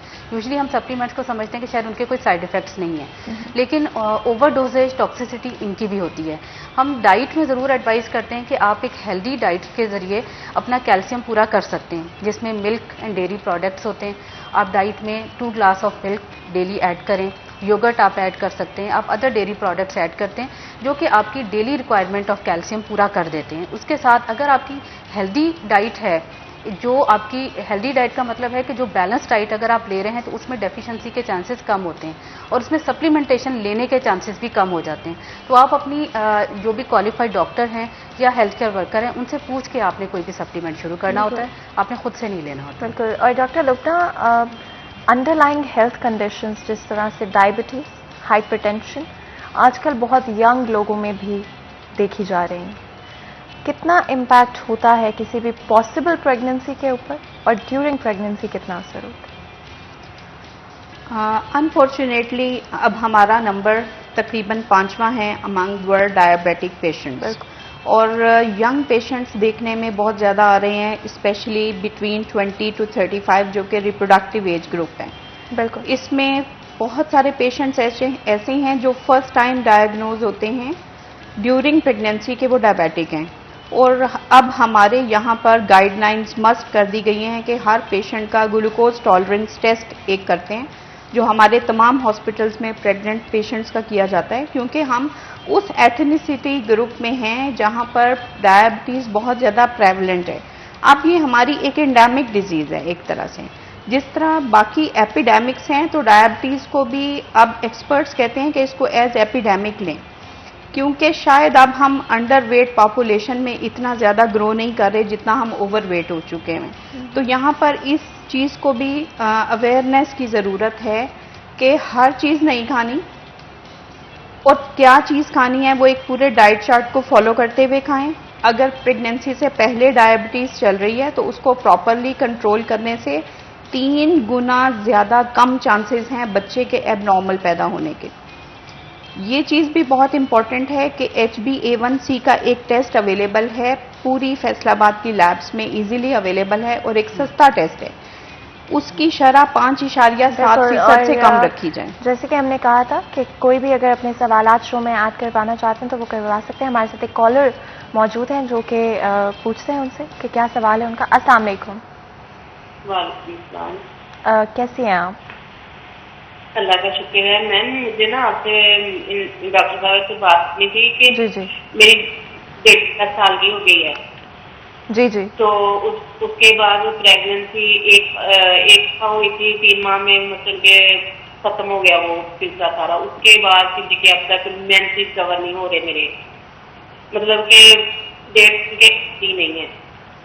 जी। अब दुनिया जहान का डॉक्टर मैंने फैसलाबाद टेस्ट तो इधर फैसलाबाद में थन्नाबाद में है जी। थन्नाबाद से काफी इलाज वगैरह मैंने करवाया, हर जगह मैंने घूम फिर लिया, लेकिन हर कोई ये कहता है जब तक पीरियड सही नहीं होने तब तक प्रेगनेंसी नहीं हो सकती। आपका इसके बारे में क्या ख्याल है? और दूसरे नंबर पे ये कि मुझे नाप का मसला रहता है कि इसका कोई ताल्लुक है इसके साथ, तो डॉक्टरी इलाज से ये इसका कोई इलाज है? मेटे में स्वेलिंग रहती है, यूट्रस में स्वेलिंग है, हर टेस्ट मैंने करवा लिए, ट्यूब वगैरह चेक करवा ली, हर टेस्ट मेरा क्लियर है, मेरे मियाँ के टेस्ट भी क्लियर है। जी, तो बताइएगा डॉक्टर साहिबा। जहाँ तक शुक्रिया, और अगर आप बहुत-बहुत। कुछ स्पेसिफिकली पूछना चाहती हैं तो वो भी पूछ सकते जहाँ तक मैंने सवाल को परसीव किया है, she is talking about infertility कि she is unable to conceive. हैं। अब इनफर्टिलिटी को लेकर अगर हम सारी रात भी डिस्कशन करते रहें तो इट इज़ अ चैप्टर जो कि कभी शायद ख़त्म ना हो पाए, जी क्योंकि प्रॉब्लम किसी भी जी, लेवल पर हो सकती क्योंकि है। हमारी कॉलर अभी भी कॉल पर मौजूद थी। बहुत बहुत शुक्रिया कॉल करने का, और डेफिनेटली हमारे जो एक्सपर्ट्स हैं आपके कंसर्न को लाजमी तौर पे प्रायोरिटाइज करके अभी उसके हवाले से डिस्कशन करेंगे। अगर इनके सवाल को पर्टिकुलरली देखा जाए कि जिसमें ये कहती हैं कि हस्बैंड सीमन एनालिसिस भी ठीक है, इनकी ट्यूब्स भी पेटेंट हैं, तो इन्होंने ओवेरियन कंडीशन का नहीं हमें बताया कि क्या उसमें कोई पॉलीसिस्टिक ओवेरियन सिंड्रोम चल रहा है, जो कि एक नॉर्मली बहुत बड़ी वजह है पाकिस्तानी पॉपुलेशन में पीरियड्स के ख़राब होने की। एंड सेकेंडली हार्मोनल डिस्टर्बेंस किसी भी वजह से हो सकती है। अब उसमें एक बहुत बड़ी वजह पीसीओ भी है। क्या इनको पहले से ये प्रॉब्लम चल रहा है? और दूसरा, यस, ओव्यूलेटिंग फीमेल्स के रेगुलर पीरियड्स होते हैं, anovulation is another cause for infertility. ये तो प्रॉपर अल्ट्रासाउंड, बेसलाइन टेस्ट और बाकी जो हार्मोनल टेस्ट स्पेसिफिक हैं हार्मोन्स को चेक करने के, उनको देखने के बाद आई थिंक कि मैं बेहतर तरीके से मशवरा दे सकूंगी, क्योंकि एट द स्पॉट ऑनलाइन बताना कि इनको पर्टिकुलरली क्या मसला है without checkup, it will be hard for me. तो डेफिनेटली और चेकअप उनका बेसिकली कंसर्न ये था कि वंस मिसकैरेज हो गया है, जी। उसके बाद वो हार्मोनल इम्बैलेंस में चली गई है, बिल्कुल। जिसकी वजह से उनके पीरियड्स नॉर्मल नहीं आ रहे। और लोग यूजुअली समझते हैं कि अगर पीरियड्स नॉर्मल ना आए तो शायद नेक्स्ट कंसेप्शन हो नहीं सकती। ऐसा नहीं है, वो खातून कंसीव कर सकती हैं, लेकिन हो सकता है उन्हें माइनर असिस्टेंस की ज़रूरत हो, उन्हें थोड़ी बहुत मेडिकेशन की ज़रूरत हो कि उनके हार्मोन रेगुलर हो जाएं। सम टाइम उसके बाद वो नेचुरल कंसीव भी कर सकती हैं। उनको हम सर्टन एडवाइसेस देते हैं, उनके ओवुलेशन के डेज उनको बताए जाते हैं, जो कि हमारी यूजुअली अवेयरनेस नहीं है ओवुलेशन के डेज की। तो सम टाइम लाइफस्टाइल मॉडिफिकेशन और माइनर मेडिकेशन से वो नेचुरली कंसीव कर जाती हैं। दूसरा ये कि अगर इन चीज़ों से वो ना कंसीव कर सके तो सर्टन टेस्ट होते हैं जो आप किसी भी अथेंटिक डॉक्टर के पास जाके उनसे डिस्कस कर सकते हैं। तो अगर पर्टिकुलरली अगर फैसलाबाद समनाबाद में ही है तो वो हमसे भी, हम प्रोग्राम के आखिर में नंबर दे देंगे, स्क्रीन पे चला देंगे, वो इन हॉस्पिटल्स में हमसे कांटेक्ट कर सकते हैं, तो वी विल डेफिनेटली हेल्प। बिल्कुल, और definitely infertility is a very huge issue. क्या इसके पीछे, डॉक्टर कनीज फातिमा हमारे साथ मौजूद है, क्या कोई इसके पीछे खास वजह है जो पॉपुलेशन और परसेंटेज बढ़ती जा रही है? जी, इसके पीछे डिफरेंट फैक्टर्स हैं, जिसमें फीमेल फैक्टर भी आ जाता है, मेल फैक्टर भी आ जाता है। यूजुअली हम सिर्फ फीमेल्स को ट्रीट करते रहते हैं, समटाइम हम मेल फैक्टर को निगलेक्ट कर देते हैं, ठीक है। और यूजुअली हमारे मिथ्स एंड इसकी अपनी हमारी सोशल बैरियर्स भी हैं, जिसकी वजह से यूजुअली मेल या तो टेस्ट नहीं अपना करवाते, या इस चीज़ को वो अपनी ईगो का प्रॉब्लम समझ लेते हैं कि हमने नहीं करवाना। अगर सपोज मेल फैक्टर हम निकाल देते हैं और वो नॉर्मल है, तो फीमेल्स में भी सर्टन फैक्टर हैं, क्योंकि हार्मोन चेक करते हैं, ओवेरियन फैक्टर है, यूट्राइन फैक्टर है, पहले उनकी कोई कंसेप्शन हो चुकी है कि नहीं, एज कितनी है, कोई कोमॉर्बिडिटी है साथ उसके कि नहीं साथ। तो ये सारे फैक्टर्स हैं जिसके बाद हम उनको सर्टन इनिशियली हम उनको उनकी lifestyle modification and ovulation days बताते हैं। उसके बाद अगर हमें ज़रूरत हो तो फिर हम फर्दर टेस्ट की तरफ जाते हैं, लेकिन ये ट्रीटेबल है। हर इनफर्टिलिटी अनट्रीटेबल या मायूसी नहीं होती, लेकिन ये ट्रीटेबल कॉज है जिसमें हम थोड़ी सी असिस्टेंस उनको देते हैं, तो usually most of the female conceive कर लेती हैं। बिल्कुल, और सॉरी डॉक्टर साहिबा, मैं यहाँ पर एक और कॉलर है हमारे साथ जो कि ऑफकोर्स आप लोगों से सवाल जो है वो पूछना चाहेंगे, तो उनको साथ ले लेते हैं। अस्सलाम वालेकुम। वालेकुम अस्सलाम जी। कैसे हैं आप? बस शुक्र अल्हम्दुलिल्लाह जी, शुक्र अल्हम्दुलिल्लाह जी। तो बताइएगा क्या सवाल है आपका? मेरा सवाल ये है कि मेरी ना बेटे की वाइफ है, मेरी नूंह है, जी मेरी बहू। जी जी जी।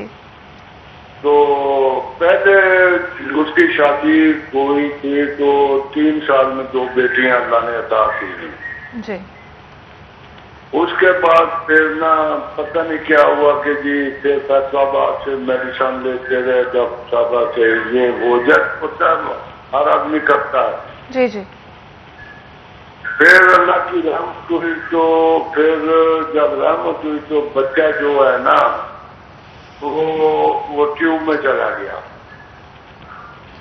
जी। जब ट्यूब में गया तो फिर दर्द शुरू हो गए। डॉक्टर साहब से बात की तो यहाँ हमारे वड़ैद साहब हैं, उसको चेक कराया, उसने कहा कि फौरन ऑपरेशन कराओ। ऑपरेशन कराया, वो ट्यूब निकाल दी।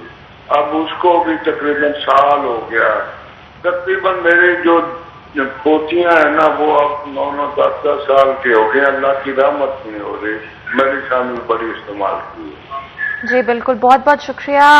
अपना जो सवाल है वो हम तक पहुंचाने के लिए। लाजमी तौर पर सवाल का जवाब जो है दिया जाएगा। शो को देखते रहिएगा और जवाब दिया जाएगा। लेकिन इससे पहले कि हम इस डिस्कशन की तरफ जाएं, हमें एक बिल्कुल छोटा सा ब्रेक लेना पड़ेगा और ब्रेक के बाद हम हाजिर होंगे। कहीं मत जाइएगा, हमारे साथ रहिए।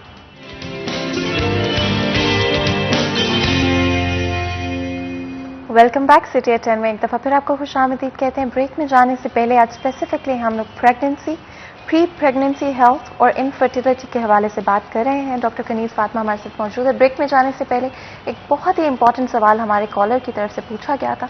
मैं चाहूँगी अगर उसका जवाब भी दे दें और साथ ही साथ थोड़ी आसान अल्फाज में, जो कि आई थिंक ताकि हर किसी को समझ आ सके, उस हवाले से थोड़ा सा बता दें। बहुत ही सेंसिटिव सा क्वेश्चन पूछा गया है। इनफर्टिलिटी इटसेल्फ एक सेंसिटिव टॉपिक है।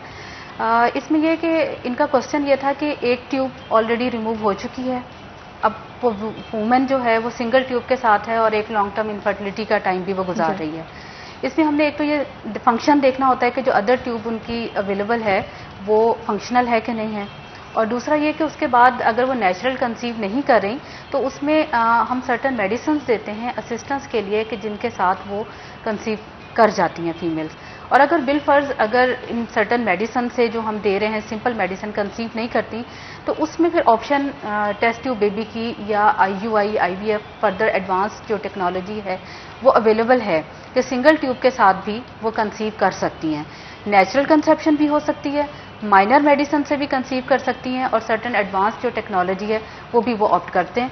तो कोई भी इनफर्टिलिटी स्पेशलिस्ट जो उनके एरिया में अगर अवेलेबल है, नहीं तो किसी भी अच्छे हॉस्पिटल में चले जाएं, क्योंकि जो सिंपल आप क्वैक्स या उनकी या घर वालों की ही आप एडवाइसेस ले रहे होते हैं वो समटाइम हार्मफुल हो जाती हैं आपके लिए। जो इस तरह के टिपिकल केसेस होते हैं जिसके अंदर कॉम्प्लिकेशंस डेवलप हो चुकी हैं, उनको हमेशा किसी क्वालिफाइड डॉक्टर से ही रब्ता करके फर्दर एडवाइस लेनी चाहिए, लेकिन she can conceive. Self medication की बात को ही मैं आगे बढ़ाना चाहूँगी। मैं एक सिंपल सी मिसाल देती हूँ। सर ने बड़ा अच्छा सवाल किया है कि आंख तो अपनी जगह पर मौजूद है, क्या वो देख सकती है या नहीं? नाक अपनी जगह पर मौजूद है, क्या उसमें सूंघने की सलाहियत मौजूद है या नहीं? पहले तो ये देखें कि क्या दूसरी जो ट्यूब बॉडी में मौजूद है क्या वो पेटेंट है, खुली हुई है? और अगर वो खुली हुई है तो क्या उसमें सीलियरी एक्टिविटी, उसका फंक्शन मौजूद है या नहीं? जिस पर्पस के लिए अल्लाह ताला ने उस ट्यूब को बनाया है क्या उसमें वो फंक्शन मौजूद है? क्योंकि एक दफ़ा अगर एक ट्यूब डिफेक्टिव है तो ये बहुत ज़्यादा चांस होता है कि दूसरी ट्यूब में भी कोई ना कोई डिफेक्ट मौजूद होगा, चाहे वो फंक्शनल हो चाहे वो एनाटॉमिकल हो। क्या इसके लिए कोई स्पेसिफिक टेस्ट करने पड़ेंगे? एनाटॉमिकल डिफेक्ट को जानने के लिए हिस्ट्रोसैल्पिंगोग्राम का एक टेस्ट रेडियोलॉजिस्ट करते हैं। उससे ट्यूबल पेटेंसी का पता चल सकता है कि ट्यूब खुली हुई है, लेकिन उसके फंक्शन को जानने के लिए कोई भी टेस्ट मौजूद नहीं है जो ये जान सके कि सेलियरी एक्टिविटी भी एक्टिव है या नहीं। और सेकंड, अगर एक ट्यूब में प्रेगनेंसी हुई है तो 16% चांस होता है कि जब दोबारा पेशेंट कंसीव करे तो दूसरी ट्यूब में भी प्रेगनेंसी हो जाए। बिल्कुल डॉक्टर साहिबा, यहाँ पे मुझे 1 मिनट के लिए सिर्फ आपको कट ऑफ करना पड़ेगा। हमारे साथ एक बहुत ही खास कॉलर मौजूद हैं जो कि पिंडी भटिया से बात कर रही हैं। उनसे बात करते हैं, पूछते हैं कि क्या सवाल है उनका। अस्सलाम वालेकुम। वालेकुम अस्सलाम। कैसी हैं आप? जी ठीक, आप कैसी हैं? मैं बिल्कुल ठीक हूँ अल्हम्दुलिल्लाह। आप बताएं क्या पूछना चाहें कि हमारी मुझे ना पूछना है, मेरी शादी को 6 साल हो गए हैं जी, तो इस वजह से मुझे पहला की हुआ वो फोत हो गया था जी, तो उसके बाद 2 साल मुझे वो डेट का मसला है। पहले डेट आ नहीं रही थी, जब आई तो फिर वो उसका दाग लगता था, फिर बार बार कभी डेट सही आती थी, कभी दाग लग जाता था। फिर मैंने मेडिसिन, बहुत सारी मेडिसिन ली, आराम आ गया। फिर मुझे एक बेटा हुआ, अब मेरा बेटा 3 साल का है, मुझे उसके बाद डेट नहीं आई। जी, मैं इधर से मेडिसिन ले रही हूँ, उधर से ले रही हूँ, मुझे आती नहीं आ रहा बिल्कुल भी। हम बहुत कम वसाइल हैं आपके पास, बड़े बड़े डॉक्टर के पास। डॉक्टर लुबना, अगर आप कोई सवाल पूछना चाहती हैं हमारी कॉलर से तो आप पूछ सकते हैं। मैं ये जानना चाह रही हूँ कि क्या आपको शुगर, ब्लड प्रेशर या इस तरह का कोई इशू था जिसमें आपके बच्चे की डेथ हुई? नहीं, वो ना डिलीवरी के दौरान कोई, मेरा एक्चुअली ऑपरेशन होना था, तो नॉर्मल करते रहे थे, नॉर्मल करते करते बच्चे की डेथ हो गई। अभी तक आपके पास सिर्फ एक बेटा है 3 साल का? हाँ जी, जी वो 3 साल का हो। 3 साल से अब तक एक बार भी आपको डेट नहीं आई? नहीं आई। आपने बच्चे को दूध कितनी देर पिलाया? मैंने पूरे 2 साल पिलाया। ये बात यहाँ पर बहुत इम्पॉर्टेंट है कि जब माएँ बच्चों को दूध पिला रही हों तो उनकी अंडेदानियाँ एक तरह से आम अल्फाज में सो जाती हैं, उनमें हार्मोन्स प्रोड्यूस नहीं हो रहे होते, जिसको टेक्निकल ज़बान में लैक्टेशनल एमिनोरिया कहते हैं। तो इसलिए 2 साल का जो टाइम ड्यूरेशन है हम उसको काउंट नहीं करेंगे। क्या 2 साल दूध पिलाने के बाद भी एक बार भी अब तक डेट नहीं आई? नहीं आई, हल्का दाग लगा 2 दफा। दाग तो बीच में लग रहा है ना? बस अब ना कमर में भी पेन हो रही है, आगे पीछे, जैसे आगे पीछे बहुत ज्यादा पेन हो रही है। मैं इतनी परेशान हूँ, फिक्र है, आप शो देखा है मैंने, पर अचानक ही लगा। इस दौरान आपका वजन बढ़ा? हाँ जी, मेरा थोड़ा सा वजन बढ़ गया। क्योंकि वजन बढ़ने का डायरेक्टली ताल्लुक आपके हार्मोन्स के साथ है और हार्मोन्स पीरियड्स को रेगुलेट करते हैं। तो अगर आपका वजन बढ़ा है तो क्या आपने कोई अल्ट्रासाउंड हार्मोन्स के टेस्ट करवाए? जी, मैंने जिस डॉक्टर के पास मेरा ऑपरेशन हुआ है ना, मेरा बच्चा ऑपरेशन के जरिए हुआ, तो मैंने उनके पास जाके अल्ट्रासाउंड करवाया था। उन्होंने कहा है स्वेलिंग है। अंडेदानियों में पानी वाली थैलियां बताई? नहीं, ऐसा कुछ नहीं बताया, बस ये कहा है कि स्वेलिंग है, मेडिसिन दी है, ठीक हो जाएगा। नहीं, लेकिन इससे हाथ भी ठीक नहीं हुआ, 2-3 माह हो गए हैं मुझे मेडिसिन खाते हुए। मैम, मैं आपको रिकमेंड करूंगी कि आप अपने हार्मोन्स के टेस्ट लाजमी करवाएं और एक TVS स्कैन करवाएं, ट्रांसवेजाइनल अल्ट्रासाउंड उसको कहते हैं। उससे आपके प्रॉब्लम सारे जो हैं वो विजुलाइज हो जाएंगे। प्रॉबेबली पिंडी तो नहीं होगा, मतलब मैं बहुत परेशान हूँ इस वजह से। इंशाल्लाह ताला ये आपका मसला हल हो जाएगा। अल्लाह ताला ने फरमाया है कि कोई भी बीमारी ऐसी नाजिल नहीं फरमाई गई जिसकी शिफा नाजिल नहीं फरमाई गई। तो आपने बिल्कुल मायूस नहीं होना, आपकी बीमारी का इलाज बहुत जल्द हो जाएगा। सिर्फ एक मुस्तनद डॉक्टर को दिखाने की ज़रूरत है। TVS करवाएं और अपने हार्मोन्स के टेस्ट करवाएं ताकि सही डायग्नोस हो सके कि आपको पीरियड्स का जो मसला है वो हल क्यों नहीं हो रहा।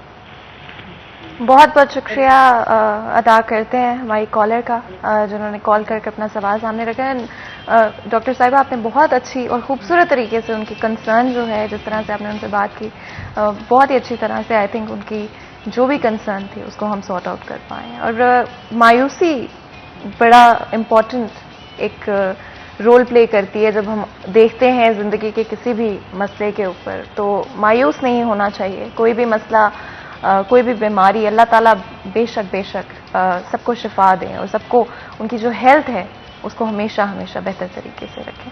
अगर हम ओवरऑल बात करें प्रेगनेंसी रिलेटेड इश्यूज़ के हवाले से, क्या हमारी डाइट और हमारा जो लाइफस्टाइल है एक इम्पोर्टेंट रोल प्ले करता है? ये जो पोस्ट प्रेगनेंसी इश्यूज़ हमें सुनने को मिलते हैं, लैक्टेशन में जो इश्यूज़ होते हैं, इसके पीछे क्या हमारी लाइफस्टाइल का भी कसूर है? मैं चाहती तो थी कि हम इस डिस्कशन को अभी जो है आगे बढ़ाएं, लेकिन क्योंकि ब्रेक का वक्त हो गया, इसे बिल्कुल छोटा सा ब्रेक लेंगे और ब्रेक के बाद हाजिर होंगे। कहीं मत जाइएगा, हमारे साथ रहिएगा।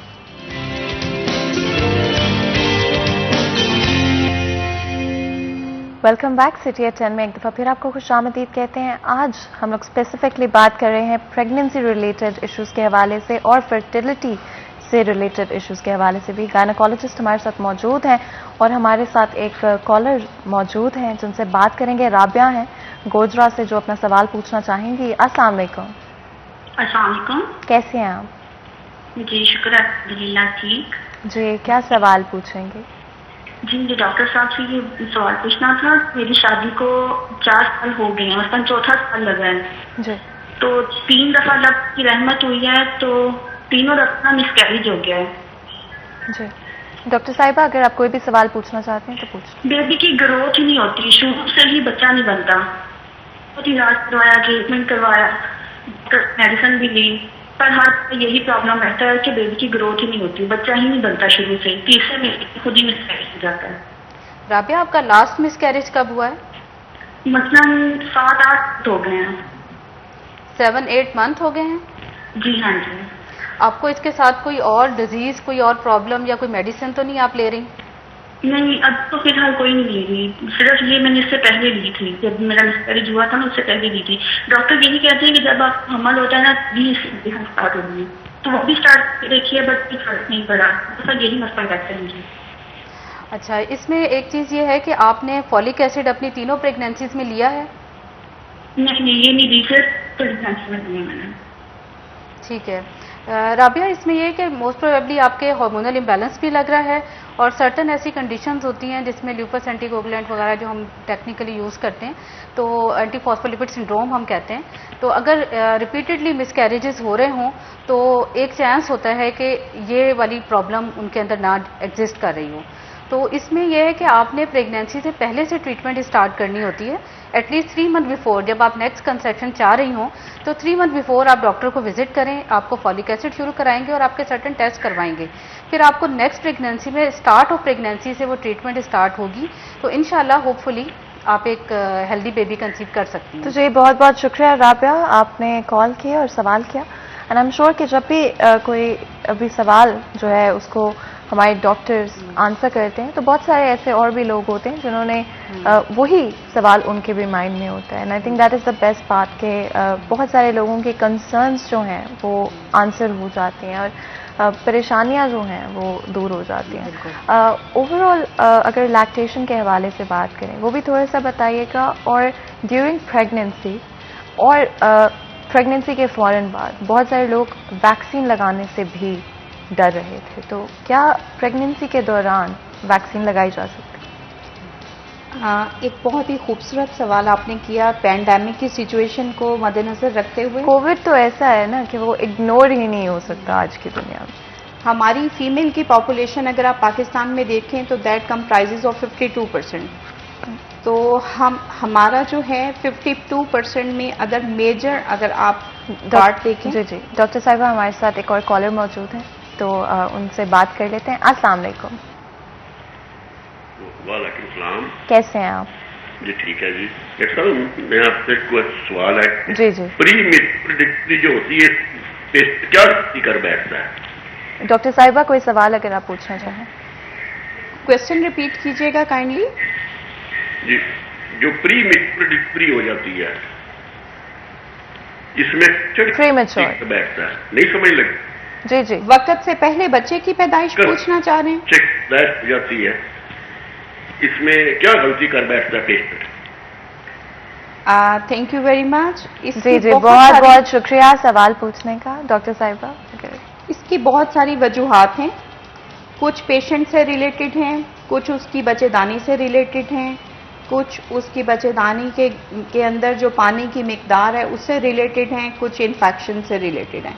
अगर पेशेंट की अपनी वजूहात पर बात करें तो प्री मैच्योर डिलीवरी उनमें बहुत ज़्यादा देखने में आई है जो लोग अंडरवेट होते हैं, जो लोग मैल नरिश्ड होते हैं, जो लोग स्ट्रेस में होते हैं, जो females all the time stress environment में काम कर रही हैं, जो all the time under nourished हैं, अंडर वेट हैं, स्मोकर्स हैं। हम इसको बहुत ज़्यादा अंडर एस्टिमेट करते हैं। हमारे गांव में बहुत सारी फीमेल्स की तादाद है जो हुक्का स्मोकर है, और हुक्का smoking is one of the cause for premature births. तो ये चीज़ें हैं जो पर्सनल उसकी अपनी डाइट से, अपने एनवायरनमेंट से रिलेटेड हैं। कुछ चीज़ें हैं जो उसकी बच्चेदानी से रिलेटेड हैं, जिसमें बच्चेदानी की शेप का टेढ़ा होना जो कि एक पैदाइशी कंजेनिटल एबनॉर्मेलिटी है, बाइकॉन्वेट यूट्रस का होना। इसी तरह नाव के मुंह का हद से ज़्यादा छोटा होना। आमतौर पे नाव के मुंह की जो पैमाइश है वो 3.5 सेंटीमीटर से ज़्यादा होनी चाहिए, जो कि अल्ट्रासाउंड पे इजीली मैयर की जा सकती है। अगर नाक के मुंह की पैमाइश 3.5 सेंटीमीटर से कम है तो ये बहुत ज़्यादा बड़ा चांस है कि वो पेशेंट प्री टर्म लेबर में जा सकती है। इसी तरह वेजाइनल इन्फेक्शंस हैं कुछ, जिसमें मेनली वेजिनोसिस है, कैंडिडाइसिस है और बाकी दूसरी बैक्टीरियल इन्फेक्शंस हैं। दूसरा हिडन यूटीआईज, आमतौर पे यूरिनरी ट्रैक्ट इन्फेक्शन को इतना ज़्यादा बॉदर प्रेगनेंसी में इसलिए नहीं किया जाता कि लोअर एब्डोमेन में ऑल द टाइम पेशेंट को थोड़ा बहुत प्रेशर होता है, तो वो मोस्टली निगलेक्ट कर देते हैं इस चीज़ को कि वो इन्फेक्शंस को देख नहीं पाते, उस तरह से परसीव नहीं कर पाते। बिल्कुल डॉक्टर साहिबा, यहाँ पर हम एक और कॉल लेंगे। हमारे साथ कॉलर मौजूद है। अस्सलाम वालेकुम। वालेकुम अस्सलाम। कैसे हैं आप? जी अल्हम्दुलिल्लाह खैरियत से हैं। तो जी बताएं क्या सवाल पूछेंगे? जी मैं लाड़का से बात कर रहा हूँ। जी जी डॉक्टर साहब, ऐसा सवाल है कि मेरी बीवी को जो है ना 3 बच्चे जो हैं वो एबनॉर्मल पैदा हुए थे। जी डॉक्टर साहिबा, आप कोई सवाल पूछना चाहेंगे? एबनॉर्मेलिटी के बारे में थोड़ा सा डिस्क्राइब करेंगे कि फिजिकल एबनॉर्मेलिटी है या कोई मेंटल हेल्थ एबनॉर्मेलिटी है? अच्छा, वो पहला बच्चा जो है नॉर्मल था और उसके बाद जो है कि बच्ची पैदा हुई थी एबनॉर्मल थी। ओके, मैं आपसे पर्टिकुलरली पूछना चाह रही हूँ कि फिजिकल कोई एबनॉर्मेलिटी है, बच्चे बोल नहीं सकते, चल नहीं सकते, या उनकी ज़हनी तौर पे उनके अंदर कोई एबनॉर्मेलिटी है? एबनॉर्मेलिटी की नौयत थोड़ी सी बताएंगे? जी वो तकरीबन 3-4 महीने जो हैं उसके बाद जो है उसकी डेथ हो गई थी। इलाज वगैरह भी कराया था डॉक्टरों से, डॉक्टर कहते थे कि ठीक हो जाएंगे, लेकिन नहीं ठीक हुए। अब आपके पास कोई हेल्दी बेबी है? वो कहना चाह रहे हैं कि 4 से 5 माह बाद बच्चे की डेथ हो गई थी। और मैं पूछना चाहूंगी जो डॉक्टर साहिबा पूछना चाह रही हैं कि क्या कोई जिस्मानी तौर पे या जहनी तौर पे क्या मसला था, जो था माजूरी क्या थी? बस जब वो पैदा हुए तो माँ का दूध जो है नहीं लेते थे, कभी नहीं लिया। अच्छा, और जो ग्रोथ थी क्या वो सही थी? नहीं, ग्रोथ भी नहीं हो रही थी उनकी। जितने थे तकरीबन 3-4 महीने में उतने ही थे जितने पैदा हुए थे। बिल्कुल ठीक हो गया। Thank you. आप बहुत बहुत जवाब शुक्रिया। देते हैं इसका। इसमें यह है कि जो एबनॉर्मेलिटीज होती हैं, बाज़ फिजिकल एबनॉर्मेलिटीज होती हैं, बाज़ जहनी तौर पे माजूरी वाली कैफियत भी होती है। अब अगर तो फिजिकल कोई एबनॉर्मेलिटी है, रिपीटेडली एक ही एबनॉर्मेलिटी उनके हर बच्चे के अंदर एविडेंट हो रही है, या उनकी कोई ऐसी फैमिली हिस्ट्री है कि जिस तरह उनकी फर्स्ट जनरेशन में भी कोई एबनॉर्मल बच्चे डाउन सिंड्रोम्स होते हैं, या और इस तरह की बहुत सारी एबनॉर्मेलिटीज होती हैं, या वो बच्चे बाज़ों का डेफ एंड डम होते हैं, या उनकी ग्रोथ अगर रिस्ट्रिक्टेड है तो वो प्रेगनेंसी में डायग्नोज हुआ यूजीआर या नहीं डायग्नोज हुआ, ग्रोथ रिस्ट्रिक्शन। तो ये सारे फैक्टर्स हैं जो कि इसमें देखने की ज़रूरत है। और इसमें अगर रिपीटेड एबनॉर्मेलिटीज़ हो तो एक कैरियोटाइपिंग एक टेस्ट होता है जो कि अब नेक्स्ट प्रेगनेंसी के स्टार्ट में हम बच्चे का टेस्ट लेके कर सकते हैं कि वेदर अब जो नेक्स्ट जो बच्चा डिलीवर हो रहा है वो नॉर्मल होगा या उसके अंदर कोई एबनॉर्मेलिटी होगी। दूसरा ये कि दोनों पेरेंट्स की कैरियोटाइपिंग हो सकती है, हस्बैंड एंड वाइफ की, जिससे हम ये आइडेंटिफाई कर सकते हैं कि अब इनका जो नेक्स्ट बेबी है उसके अंदर एबनॉर्मेलिटी के चांसेस कितने हैं। तो ये इसकी कंप्लीट हिस्ट्री लेने की ज़रूरत है कि वो किस किस्म की एबनॉर्मेलिटीज़ हैं।